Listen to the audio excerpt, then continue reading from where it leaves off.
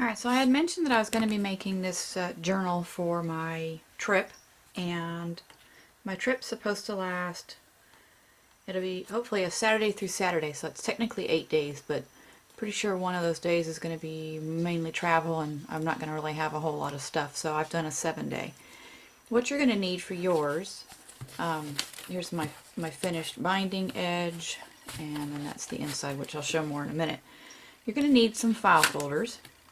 Now, I'm not going to give you any measurements because you need to make this the size that suits your needs. My particular one has been cut to fit into this. This was a Bible book holder, but mine will fit in here perfectly, and I've already tested to make sure it zips shut. And my particular size, in case you're wondering, is about 7.5 wide and approximately 10 inches tall. I actually had it a little bit bigger than that, but then when I found this cover, I made a modification by chopping off 1 inch. Alright, so you'll need folders. You're going to need to pick out some papers that you like, that you want to add stuff to. Part of my papers is from the Seven Gypsies line. It's this neat looking one. This is the leftover part.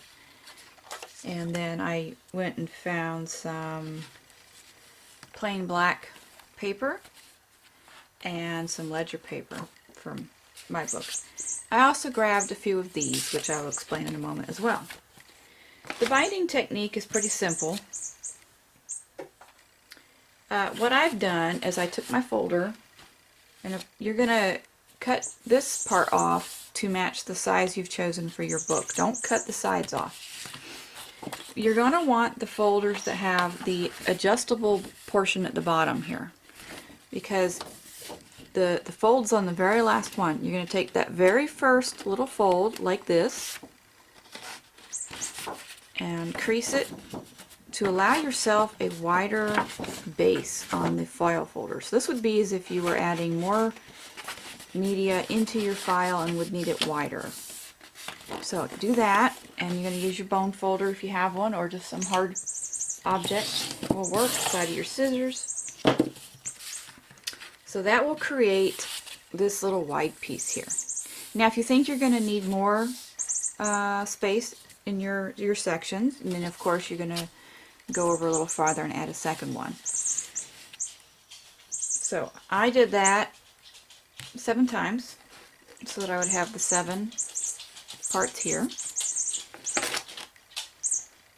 And what you're hearing is my cat playing with her toy. Alright, so I'm going to do a second one so I can explain the next step. Now this next step is not an original idea for me. I actually saw it from a lady on, I think it was Pinterest, and I have no idea what her name is, but I will link her pin in the bottom so you can go see. For my particular instructions, you need some of this tape. This is security packing tape. It has the strings added in it. You might find this at Staples. I went to Home Depot or Office Max. Office Depot or Office Max. I don't remember which name it was. They did not have this. This particular one has the more of the matte finish. They have one there at the store that's got a shiny finish. If you don't care about shiny or matte, you can find something there. I was being particular. This is also the one that requires being activated with water. So let me cut off a piece just to give you an idea of what we're going to do. Now this is not the correct length for the file folder because I'm not going to recreate a whole nother file journal book at this moment. Just giving you the instructions for this particular parts. So you're going to line your files up with the folded part on one side. Now I will say that when you're measuring how wide you need these to be, you need to make sure to measure from both sections of your fold. You don't want to just flatten it out and measure from here over. You need to measure from the new folded edge. Because if you measure from the original fold, then you're going to have, it's going to be offset and not correct. So make sure you measure over from both portions of your new spine, essentially. That way it'll be even. And you're going to want to measure those individually, because if you try and cram this in one of your paper cutters, there's a potential for it to shift like this because of the part here, and it won't come out even. Alright, that's if you're cutting these off. Measuring them for folding in, you're going to probably want to do the same thing, but it won't be as important, I guess I'm saying. Alright, so once you have this tape, or a sticky tape of your choosing, you're going to want to fold it in half. And that's why this tape works pretty good, because it's not sticky at the moment, so you can easily fold it in half. If you have a tape that has a peel off backing, that would work really well too. So fold it in half lengthwise. Then it's going to be moistened on one. Now you're going to take that and you're going to put it right up next to the edge here and stick it down. Alright? Now when I say the edge, I mean the edge of your new spine. Just like that. So then it will flip open this way. Okay? Then you're going to moisten this side, or peel off your sticky tape. And then you're going to add your knuck spine, making sure to have it on the correct lower portion edge, and you're going to attach it there. So once you've done that, it will look like this. Okay? So I have my file folders attached from one end to the other on both sides. You could probably lay them out like this and set it down, but when doing that, you run the risk of not having them line up properly here in the back. So you can see here I have them all lined up. Inside that crack right there is that sticky tape. So they have, let's see, just like that. Okay?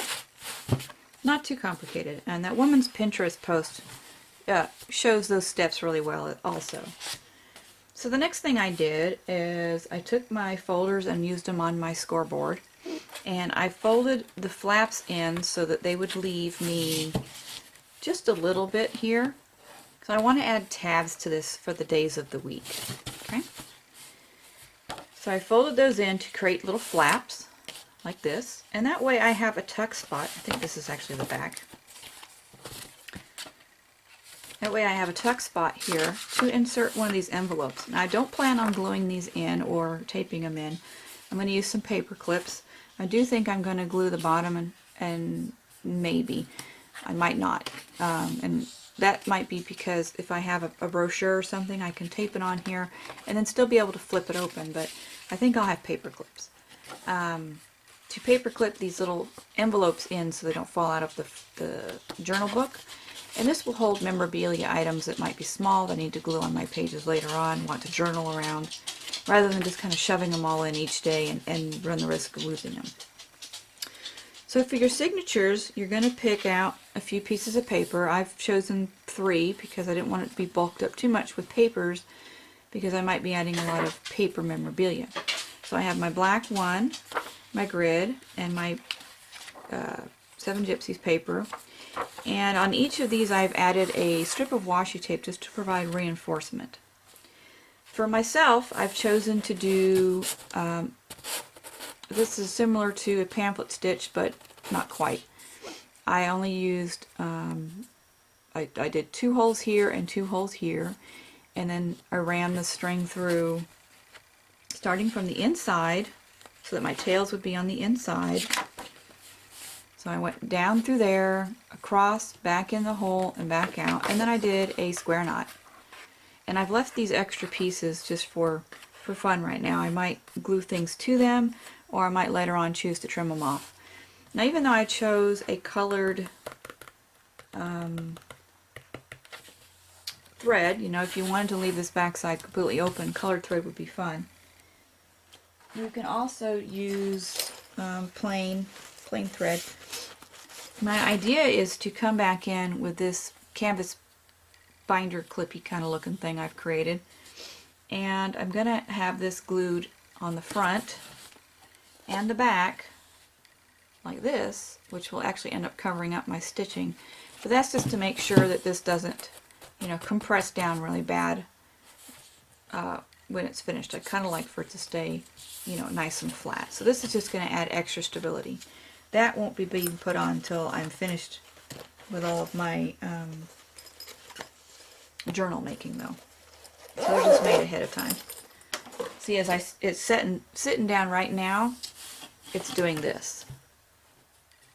So that's just what I want those stability pieces for. It will help keep it book shape. Now once I get more goodies added in here, I may not even need those. So that's why I haven't attached them yet. I also am considering adding some canvas or something to the front. So once you have your pamphlets set up, you're going to want to measure evenly an area that you want to have the stitch. You know, that can be 2 inches. I've done 1 inch. So just measure up from the side however much you want from each end to make it even. You can also do the whole pamphlet stitch where you go up and down. It's personal preference how you want to add your signatures in. So for my, like I said, for myself, I chose a 1 inch section. I measured up 2 inches from the side and then 1 inch over, and then whatever's left in the middle doesn't really matter. Then you're going to want to create a template. So here's my template, and my paper was shorter than the actual paper, so I just made sure to label part of it at the top. And I made sure that my holes matched up on my template with the holes on where I measured on the exterior. And then I took my folded sections of papers. I set where I had labeled the top at what was going to be the top of the pages. So what you'll do is make sure your top is at the top, and then you're going to punch through your signatures. And you make sure to do that at the exact same top for each one. Now I had mine in the book so that I would know, you know, which way was up and not accidentally pile them wrong. So you go through, punch all those, and then you can sew them all in. Pretty easy. If you need extra explanation about how to do binding and things like that, there's actually quite a few videos out on YouTube. It's not an original idea by me at all. But I can do another video if you would like that gives you more in-depth detail about how that works. Alright, so since I'm not gluing these in, I'm adding these decorative paper clips to the bottoms to hold those envelopes in. Like so. And then I have these tabs I've punched out, and there's enough of them to go for each day. And because I'm not quite sure what day I'll start on, whether it be a Saturday or Friday, I have not labeled them yet, but they're going to alternate silver and black, and then I can write on them the days of the week. So I hope that gives you a good idea of what you can do to create your own file folder junk journal for maybe a trip or something. And I thank you for watching. If you'd like to be a subscriber, please hit the button below. And you can like, share, and please ask any questions if you need to. Thanks for watching. Bye.